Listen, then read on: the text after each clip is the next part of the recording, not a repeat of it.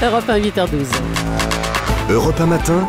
Bruce Toussaint. Voici l'aventurier de la vérité, Laurent Guimier, le vrai faux de l'info sur Europe 1. Bonjour Laurent. Bonjour Bruce. Vous avez enquêté ce week-end sur les critiques du Parti Socialiste à l'encontre d'Angela Merkel. Oui, la chancelière allemande qui épouvante les socialistes, notamment parce qu'elle s'oppose de tout son poids à l'idée d'instaurer un salaire minimum en Allemagne où il n'y a pas de SMIC, il faut le rappeler.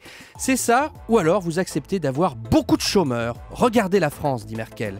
Pour le sénateur socialiste François Rebsamen, quand elle dit ça, la chancelière ment. C'est faux ce qu'elle dit. C'est faux parce que le SMIC, on l'a depuis très longtemps.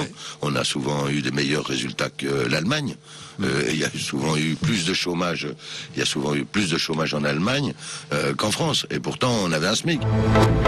François Rebsamen affirme que la France a souvent fait mieux que l'Allemagne en matière d'emploi depuis que le SMIC existe. Vrai ou faux ? C'est faux. D'abord, un point d'histoire parce que tout le monde ne s'en souvient pas.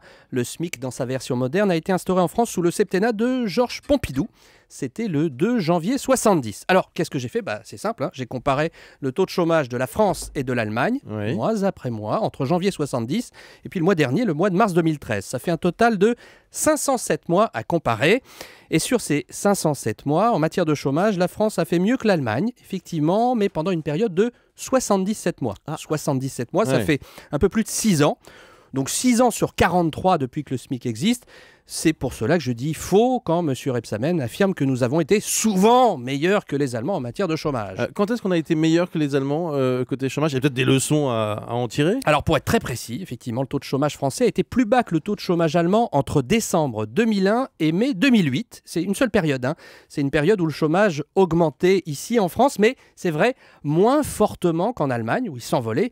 Donc pas de quoi rouler des mécaniques non plus de notre côté. En revanche, c'est l'époque où les Allemands, eux, ont sacrément bougé. Une série de lois entre 2003 et 2005 qui ont complètement réformé l'indemnisation des chômeurs, notamment allocation en baisse, versée moins longtemps, mais amélioration de l'accompagnement des chômeurs. J'ai sous les yeux ce matin 2 études. La première de l'Institut Thomas More, qui est plutôt d'obédience libérale, l'autre de la très officielle direction du Trésor. Elle date d'ailleurs du mois dernier.